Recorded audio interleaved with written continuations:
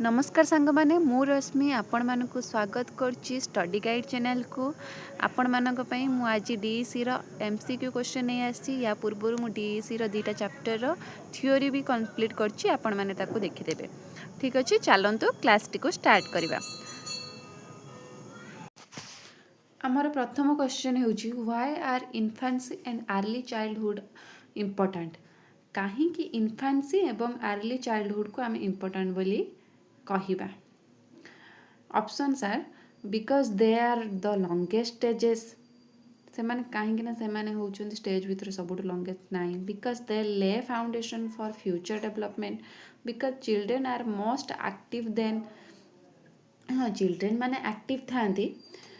किंतु यार बेस्ट ऑप्शनटा मत लगुच ऑप्शन बी हम कहीं इन्फेंसी और अर्ली चाइल्डहुड रे ही पिला मानकर फाउंडेशन बोली आमे कहि परिबा। कहीं आमे ए समय रे पिला मानकु जेमती गढ़िबा से माने आगो को सेमती हमको रिजल्ट देखै थांती। इन्फेंसी हमर जेमिति जन्म रु केते वर्ष 0 to 2 ईयर हमर इन्फेंसी आउ हमर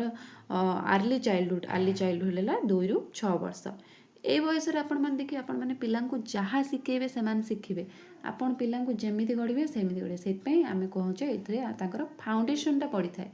तो यार ऑप्शन बी हम यार करेक्ट आंसर। चलतु नेक्स्ट क्वेश्चन को जीवा। आमर नेक्स्ट क्वेश्चन हूँ child development is concerned with studying what. आमे से दिन पढ़ी डेवलपमेंट कौन डेवलपमेंट माने कौन कही गोटे ब्रॉड एस्पेक्ट को बुझाए जो सबू प्रकार डेवलपमेंट जाऊथुबो माने जो कौन जाऊथुबो फिजिकल भी जाऊथुबो जो फिजिकल भी जाऊथुबो कॉग्निटिव भी जाऊथुबो आउ सोशल भी जाऊथुबो आउ इमोशनल भी जाऊथुबो लैंग्वेज डेवलपमेंट भी जाऊथुबो। आपण ऑप्शन वाइज ताको चूज करिवे। एठी ओनली फिजिकल ग्रोथ तो कहि परियानी ओनली फिजिकल ग्रोथ हेले केवल एटा ग्रोथ को बुझिबे तो डेवलपमेंट को जीवनी कॉग्निटिव स्किल्स भी ओनली हबनी इमोशनल डेवलपमेंट भी हबनी ए सब टोटल जेते बेले मिसी जीवो तो आमे ताको कहबा डेवलपमेंट जोटा चाइल्ड थारे देखा जाए। तो यार राइट आंसर होची ऑप्शन नंबर सी। चलंतु नेक्स्ट क्वेश्चन को जीवा। आमर क्वेश्चन नंबर 3 होची which stage follows infancy. Infancy पर को स्टेज आसते जमीती आमे पढ़ी प्रथमे आमर आसता है प्रथमे आमर इन्फेंसी आसता है जोटा आम कौन कहते शैशव अवस्था जोटा कि 0 to 2 ईयर। तापर किए आसता है 2 ରୁ 6 वर्ष अर्ली चाइल्डहुड आसता है। तापर आमर 6 ରୁ 12 वर्ष लेटर चाइल्डहुड बा मिडिल चाइल्डहुड भी आमे ताकू कहबा आसता है। तो आमे एइथरे ए क्वेश्चन आंसर कौन हम इन्फेंसी पर कोटा आसता है अर्ली चाइल्डहुड आसे फास्ट अर्ली चाइल्डहुड आसे तापर जाई मिडिल चाइल्डहुड हम। तो यार राइट आंसर है ऑप्शन नंबर बी। समस्ते ये जो एज ग्रुपटा को भल भाव में मन रखुवे कहीं एज रु ही क्वेश्चन बुले बंकई पकेब। चलते नेक्स्ट क्वेश्चन को जीवा। आमर क्वेश्चन नंबर 4 होची डेवलपमेंटल नॉर्म्स हेल्प इन। आमे डेवलपमेंटल नॉर्म्स साहाय्य कौन जापर इवालुएटिंग चिल्ड्रेन्स प्रोग्रेस आमे से जापर जे पिलाटी केते प्रोग्रेस होती कि नहीं पिलार केते डेवलपमेंट होती कि नहीं ना इवालुएट इंडिविजुअल इन प्रोसेस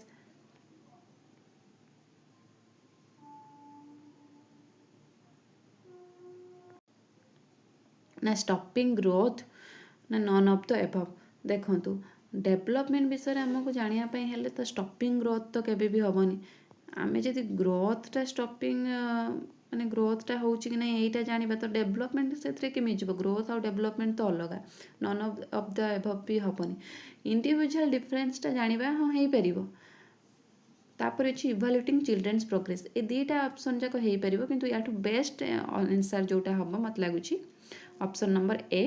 जोटा कि इवाल्युएटिंग चिल्ड्रेन्स प्रोग्रेस। आम चिल्ड्रेन प्रोग्रेस को इवाल्युएट करबा इवाल्युएट माने मूल्यांकन करबा पिलाटी प्रतिदिन कौन कौन तार डेवलपमेंट होची अर्ली चाइल्डहुड रे तार प्रोग्रेस केते होची पिलाटी ठीक से कथा कहि पारुची कि नहीं तार फिजिकल ग्रोथ होची कि नहीं इमोशनल ग्रोथ होची कि नहीं सबू किछि प्रोग्रेस को आमे मापी मापी की गले आमे जानि परिया जे डेवलपमेंट ठीक होची कि नहीं तार गोटे चेक आमे करि परिबा। इंडिविजुअल डिफरेंसेस भी हे परियो किंतु बेस्ट आंसर ऑप्शन नंबर ए।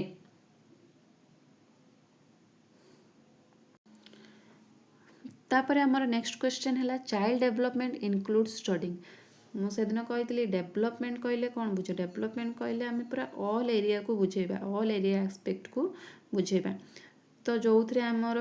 चाइल्ड डेभलपमेंट आम चाइल्ड गोटे फिजिकल ग्रोथ को भी देखा कॉग्निटिव डेभलपमेंट को देखा कॉग्निटिव डेभलपमेंट मैंने कहले कौन पिलाटीर thinking reasoning ability problem solving ability एटा को कॉग्निटिव डेभलपमेंट कहुए माने तार बौद्धिक स्तर केते डेभलप होइछि आ सोशल इमोशनल डेभलपमेंट को भी देखा तो यार राइट आंसर है all of the above option number D. चलते नेक्स्ट क्वेश्चन को जीवा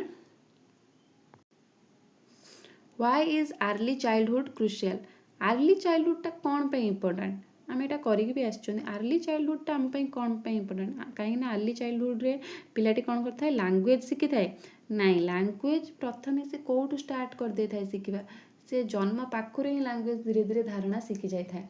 माने इनफेंस रे प्रायतः तार लैंग्वेजटा से शिखी जाए तो अर्ली चाइल्डहुड आवश्यकता नहीं आउ गोटे कथा पिला माने देखि दियंतु गोटे है लैंग्वेज लर्निंग आ गोटे है लैंग्वेज एक्विजिशन लैंग्वेज एक्विजिशन कौन लैंग्वेज एक्विजिशन कहले जोटा पिला कौन करे ना पिलार मातृभाषाटा जोटा जोटा पिला आपे आपे शिखी थाए पिला आम ओडिशा रे रहउचंती तो पिला माने ओडिया भाषाटा को आपे आपे शिखी दउचंती आमे तांको शिक्षा दरकार नहीं आमे तांको बही धरिकी शिखौ नांती छोट बेल को पिलाटी 2-3 वर्ष होला बेलको से ऑटोमेटिक ओडिया भाषा कहउछ आमे तांको बही धरिकी किछि शिखौचंती कि नाई से ऑटोमेटिक कथा कहबा शिखी जाउची तापर सिना आमे भाषा ज्ञान व्याकरण व्यवहार से सब शब्द शिखौचंती किंतु से कथा कहबा बुझीबा सेंटेंस मेकिंग करबा ए सब से जन्मरू शिखी जाउची तो एइटा हला लैंग्वेज एक्विजिशन है जोटा पिला कौन करता आपे आपे ता एनवायरनमेंट रु परिवेश रु शिखी जाए तो यहाँ है लैंग्वेज एक्विजिशन आ गोटे है लैंग्वेज लर्निंग आम क्या कहबा लैंग्वेज लर्निंग कौन ना जोटा आमको शिखेबा पड़े आम पिला को कौ लैंग्वेज लर्निंग शिखौं आम इंग्लीश शिखौं पिलाटी इंग्लीश मीडियम स्कूल पढ़ेला आम ताको इंग्लीश शिखौं ABCD सब शिखेकी तापर इंग्लीशटा शिखौं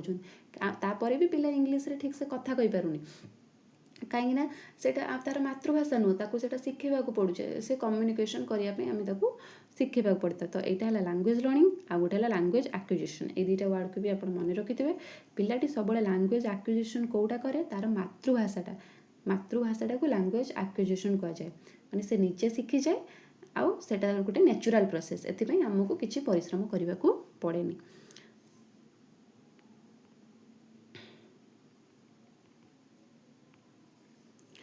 तापर ऑप्शन है for laying foundational skills for playing sports for reading books तो यार बेस्ट आंसर होची option number B early childhood एथपाई इंपोर्टेंट कहीं यहाँ पिला मानकर फाउंडेशन टाको स्ट्रॉन्ग करे तो एथपाई इंपोर्टेंट प्लेइंग स्पोर्ट्स पिला माने हाँ खेलती बुक भी पढ़ती किंतु इंपोर्टेंट सबु बेले ये क्वेश्चन कला बेले चाइल्ड पेडागोजी आपन गोटे लक्ष्य रखिए ऑप्शन भितर कोटा बेस्ट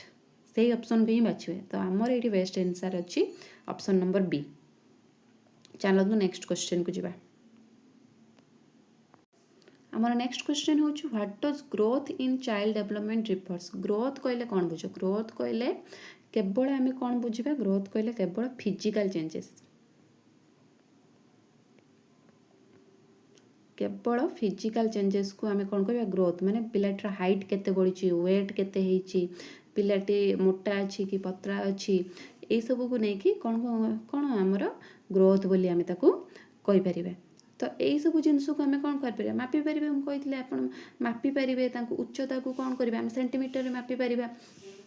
ये सब जिनस को मैंने आम देखिपर मापी पारे जापर तो यहाँ है आमर कौन क्वांटिटेटिव चेंजेस तो ग्रोथ कहले क्वांटिटेटिव चेंजेस क्वालिटेटिव चेंजेस नुह क्वालिटेटिव चेंजेस रे कोटा जीव डेवलपमेंट जीव नो चेंजेस केमी हम पिलाटर ग्रोथ होने तो चेंजेस होना इमोशनल चेंजेस तो नुह केवल फिजिकल चेंजेस आ जोटा को आम क्वांटिटेटिव चेंजेस बोली कहबा तो यार राइट आंसर है आमर ऑप्शन नंबर ए। चलते नेक्स्ट क्वेश्चन को जीवा आमर नेक्स्ट क्वेश्चन टी गोटे चाइल्डहुड रो एज पीरियड ऊपर देछि middle childhood spans middle childhood रो समय कालटा से पचार आम जानते इनफेंसी 0 to 2 years तापर अर्ली चाइल्डहुड 2 ରୁ 6 वर्ष मन रखु ये क्वेश्चन गुड़ा वेरी इंपोर्टेंट अर्ली चाइल्डहुड है आमर 2 ରୁ अर्ली चाइल्डहुड 2 ରୁ 6 वर्ष तापर मिडिल चाइल्डहुडटा आमर केते 6 ରୁ 12 वर्ष तो यार राइट आंसर है 6 ରୁ 12 वर्ष 6 to 12 years जोटा कि ऑप्शन नंबर ए। चलते नेक्स्ट क्वेश्चन को जीवा हमारा नेक्स्ट क्वेश्चन होची प्री स्कूल इयर्स आर प्री स्कूलटा कौ वर्ष को कह जाए प्री स्कूल माने आमे कौन बुझू प्री स्कूल माने स्कूल पूर्वर पिला माने स्कूल जीवा पूर्वर जो बयसटा सेटा को प्री स्कूल कह जाए तो पिला माने मुख्य तो स्कूल ना लेखा हुए आमर केते 6 वर्ष आमर ना लेखा बर्तमान गवर्नमेंट रूल अनुसार आमर केते वर्ष नाम लेखा होची 6 वर्ष तो ता पूर्वर से माने कौन करछन अंगनवाड़ी रे पढुछन कि प्री प्राइमरी स्कूल रे पढुछन तो स्कूल पूर्वर से मानकर बयस केते ता प्री स्कूल इयर है 6 वर्ष पूर्व तो 6 वर्ष पूर्व यार ऑप्शन कौटी अच्छे option number A 2 to 6 year जोटा कि कौ पीरियड किए कहि परिबो एटा हला हमर अर्ली चाइल्डहुड 2 ରୁ 6 वर्ष है अर्ली चाइल्डहुड तापर 6 ରୁ 12 वर्ष जोटा कि लेटर चाइल्डहुड रे आसे माने कोन पिला माने तांकर स्कूलिंग कंप्लीट करंती तापर हमर नेक्स्ट क्वेश्चन होची एडोलेसेंस टिपिकली स्पैन्स एडोलेसेंसटा को एज पीरियड रहता है 12 ରୁ 18 ना 6 ରୁ 12 ना 2 ରୁ 6 ना 12 through 2 years एज गुड़ा मुझे एत थर कहली आप समस्त मन भी रही जाइथिबो तो एडोलेसेंसटा हमर को वर्ष होता है 12 ରୁ 18 वर्ष या पूर्व आमर कौन होता है इन्फेंसी तापर अर्ली चाइल्डहुड तापर लेटर चाइल्डहुड आमर को केते वर्ष 6 ରୁ 12 वर्ष सरी जिवो तापर 12 ରୁ 18 वर्ष हबो एडोलेसेंस तापर भी एडोलेसेंस को भी दुई प्रकार कराई गोटे है अर्ली एडोलेसेंस आ गोटे है लेटर एडोलेसेंस जोटा कि 12 ରୁ 14 तापर 14 ରୁ 18 ठीक अच्छे नेक्स्ट क्वेश्चन को जीवा आमर नेक्स्ट क्वेश्चन होची what is the primary influence on a child's development या भितर चाइल्ड्स डेवलपमेंट को कोटा प्राइमरीली इन्फ्लुएंस करे माने कोटा प्रभावित करे जेनेटिक्स ओनली देखो जेनेटिक्सटा डेवलपमेंट को प्रभावित करे किंतु जेनेटिक्स ओनली नुहे एनवायरमेंट भी प्रभावित करे interaction of genetics and environment हाँ यार राइट आंसर आमर हम इंटरेक्शन ऑफ जेनेटिक्स आउ एनवायरमेंट जोटा कि ऑप्शन नंबर सी सब मन रखु development equal to heredity into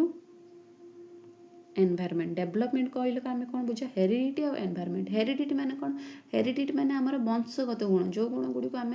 आमर जेनेटिक्सली नहीं के आछंती जन्मरू नहीं के आछंती बापा माँ पाखु कि आम परिवार जेजेबापा जेजेमा एम पाखु नहीं के आछन सेटा को हेरिडिटी कह जाए हेरिडिटी और एनवायरमेंट है आम चतुर्पार्श्व जो जिनस अच्छी एनवायरमेंट तो यही दुईटा को यही दुईटार गुणफल को लेकिन डेवलपमेंट गठित माने डेवलपमेंट हेरिडिटी भी इम्पैक्ट पकाए एनवायरमेंट भी इम्पैक्ट पकाए तो एटी से इंटरेक्शन ऑफ जेनेटिक्स और एनवायरमेंट माने बोथ दुईटा जाक डेवलपमेंट ऊपर प्रभावित पकाए तो यार राइट आंसर हम ऑप्शन नंबर सी चलते नेक्स्ट क्वेश्चन को टिके जिबा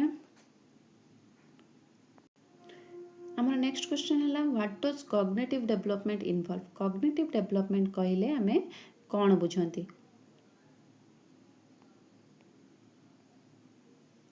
कॉग्निटिव डेवलपमेंट कहले कौन बुझ कॉग्निटिव डेवलपमेंट विषय में आगुरी भी कही सारी कॉग्निटिव माने आमर बौद्धिक स्तर को बुझा बौद्धिक स्तर में माने आम मेंटली कौन काम कर मेंटली कौन प्रॉब्लम सॉल्व कर कौन जिन आम भावुं कौन गोटे मैथमेटिक्स करकुलेसन कर सब जो थाए से कॉग्निटिव डेवलपमेंट तो ऑप्शन नंबर ए यार राइट आंसर फिजिकल ग्रोथ हेनी फिजिकल ग्रोथ ओनली ग्रोथ रे जीवो इमोशनल चेंजेस भी हेनी सोशल स्किल्स भी हेनी कॉग्निटिव डेवलपमेंट माने आमर थिंकिंग आ प्रॉब्लम सॉल्विंग फिजिकल ग्रोथटा जोटा ग्रोथ रे गला इमोशनल चेंजेसटा इमोशनल डेवलपमेंट गला सोशल स्किलटा सोशल डेवलपमेंट गला तो यार राइट आंसर ऑप्शन नंबर ए चलन तो नेक्स्ट क्वेश्चन को जीवा क्वेश्चन नंबर 13 अच्छे social development involve social development भितर कौन कौन जाउची सेटा से पचारिचंती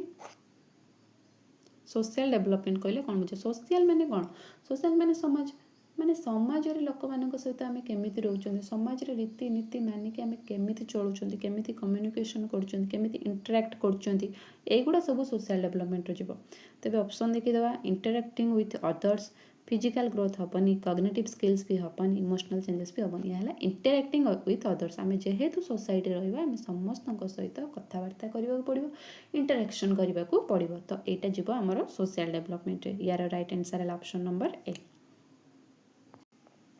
question number 14 emotional development is about emotional development कहले या भितर कौटा बुझा मैनेजिंग फीलिंग्स को मैनेज करवा physical growth cognitive skills social skills only यार राइट आंसर हम मैनेजिंग फीलिंग्स इमोशन कहले कौन बुझ इमोशन भितर कौन कौन थाए आमर फियर थाए एंगर थाए जेलसी थाए फियर थाए एंगर थाए घृणा भाव थाए आउ माने से कौन थाए आमर हैप्पीनेस भी रही थाए जति सब फीलिंग्स आम भीतर अच्छी सब प्रकार फीलिंग्सटा इमोशनल जीव तो इमोशनल डेवलपमेंट बोली क्या कहवा जी ता फीलिंग्स को मैनेज कर जो समय जहाँ कहवा दरकार पिला माने जो समय जहाँ जमी बिहेवियर करवा दरकार सेमी जदि करुवे फीलिंग्स को मैनेज करुवे तो ताको आम कह तार इमोशनल डेवलपमेंटा है तो यार राइट आंसर है option number 8 question number 15 language development is effective for आम लैंग्वेज डेवलपमेंट कौन पाई शिखा लैंग्वेज जब डेवलपमेंट हम आम कौन कर कम्युनिकेशन करिया फिजिकल ग्रोथ हो पारे ना लैंग्वेज सहित फिजिकल तो किसी संपर्क नहीं कॉग्निटिव डिक्लाइन लैंग्वेज जदि आमर डेवलपमेंट हम आमर तो कॉग्निटिव बौद्धिक स्तर तो से वृद्धि पाइब ना आम जब आम गोटे लैंग्वेज जानी तो आम प्रॉब्लम सॉल्विंग कर थिंकिंग जहाँ भी कर अन्य मान निकट प्रकाश कर तो ये डेक्लाइन केमी हम कॉग्निटिव तो किसी बाधा प्राप्त भी हेनी नन अफ तो हेब तो हेनी यार राइट आंसर है कम्युनिकेशन लैंग्वेज डेवलपमेंट है आम कम्युनिकेशन कर चलते नेक्स्ट क्वेश्चन जी आमर नेक्स्ट क्वेश्चन है how do children primarily learn children प्राथमिक भाव में केमी शिखती फास्ट जो प्राथमिक स्तर में चिल्ड्रेन मैंने केमी शिखती through observation and imitation only through books fast primarily छोट बेलू पिला कौन बुक्स पढ़ देगी सी कौन सब शिखिज नाई तो बुक्स रू तो से शिखिपारे मैंने प्राथमिक भाव शिखिपारे टी बड़ हेल्ले बुक्स सहारा दरकार बाय इग्नोरिंग अदर्स नाई अदर्स को इग्नोर कले तो किसी शिखिपारे नन अफ तो हेब तो हेन थ्रो ऑब्जर्वेशन एंड इमिटेशन ये जो दुईटा वर्ड आसला ऑब्जर्वेशन और इमिटेशन या माने कौन ऑब्जर्वेशन माने आमर पर्यवेक्षण इमिटेशन माने अनुकरण पिला माने छोट बड़ फास्ट कौन अन्य को देखिकी शिखिबे मु फास्ट चैप्टर बोधे यहाँ बुझेदी इमिटेशन माने पिला माने अनुकरण करेंगे छोट पिला माने बापा माँ को अनुकरण भावे बापा माँ मैंने केमी बिहेवियर कर गोटे फैमिली बैकग्राउंड भल थी फैमिली बिहेवियर भल थी बापा माँ मैंने भल बिहेवियर कर मैक्सिमम चान्स अच्छे पिलाटी भी से सब जिनस से शिख बापा माँ ठार तो इमिटेशन करके शिख अनुकरण कर गोटे ऑब्जर्वेशन ऑब्जर्वेशन माने से कौन से जिनस को लक्ष्य कर यहाँ एमती हो जिनसटा केमी हो ये जिनसटा गोटे यहाँ बड़ यहाँ छोट पिंपुड़ी केमती चलिकी जाऊँगी सब जिनस को से ऑब्जर्व कर तो ऑब्जर्व कले से धीरे धीरे से जिनस गुड़ी को सब शिखि पारता है तो यार राइट आंसर है प्राइमरली ऑब्जर्वेशन और इमिटेशन करके से शिखि थाए चलते नेक्स्ट क्वेश्चन जी तापर आम नेक्स्ट क्वेश्चन देछि individual differences in children are due to कहीं पिला भितर इंडिविजुअल डिफरेंस देखा जाए इंडिविजुअल डिफरेंसेस माने जानछन तो माने व्यक्तिगत प्रभेदीकरण माने कहीं समस्त सामान नुहति एमती होना था कि सब पिला सामान होता कि सेमती नुह कि सब पिला समस्त भिन्न से कहीं सेमती होता खाली एनवायरमेंट प्रभाव पकाए ना जेनेटिक्स भी प्रभाव पकाए एनवायरमेंट भी प्रभाव पकाए ओनली जेनेटिक्स नुह कि ओनली एनवायरमेंट नुह पिलाटी जेनेटिक्सटा भी पिला उपर बहुत प्रभाव पकाए देखा जाए ना पिलाटी जन्मरू धर तार किसी जीनगत त्रुटि रही तो तार शारीरिक अक्षम भी आगु को देखा जाए मानसिकगत अक्षम हो विकलांग हो एमती किसी परिवार देखा जाए यदि बापा माँ मैंने हैंडिकैप्ड थांती कि पूरा शॉर्ट हाइट थांती तो देखा जाए छोट तांको पिला माने भी सेमती हबार संभावना थाए तो जेनेटिक्स भी प्रभाव पकाए और एनवायरमेंट भी प्रभाव पकाए एनवायरमेंट जेनेटिक्स जदि गोटे पिलाटा ठीक अच्छे सबकि शिखिपार कि एनवायरमेंट बहुत खराब ताकू से जिनस शिखापी लर्न करने सुजोग मिलूनी ताले से कौन करें से निहाती शिखिपारे तार से डेवलपमेंट हो पार ना तो इंडिविजुअल डिफरेंसेसटा जेनेटिक्स और एनवायरमेंट दुईटा जाक प्रभाव पकाए तो यार राइट आंसर है option number A next question को जी नेचर एंड नर्चर इंटरैक्ट्स तापर क्वेश्चन है नेचर आउ नर्चर इंटरैक्ट्स नेचर आउ नर्चर कहले कौन बुझ वेरी इंपोर्टेंट क्वेश्चन ये मन रखिए गोटे है नेचर आ गोटे है नर्चर। नेचर कहले आमर जेनेटिक्स को बुझेबा, जेनेटिक्स बा हेरिडिटी। आउ नर्चर कहले आमर एनवायरनमेंट को बुझेबा। नेचर कहले जेनेटिक्स को बुझाए, पिलाटी ता जन्मरू निज वंशरू कौन कौन गुण नहीं के आसी, पिलाटी ता वंशरू कौन कौन गुण नहीं के आसी, माने जेनेटिक्स रु कौन नहीं के आसी। नेचर आम कहते ना पिलाटीर नेचर एमती, ए पिलाटीर नेचर से बहुत भल बिहेव करे, सेटा माने सेटा जेनेटिक्स रु कौन है, जेनेटिक्स प्रभाव पकाए। एमती देखा जाए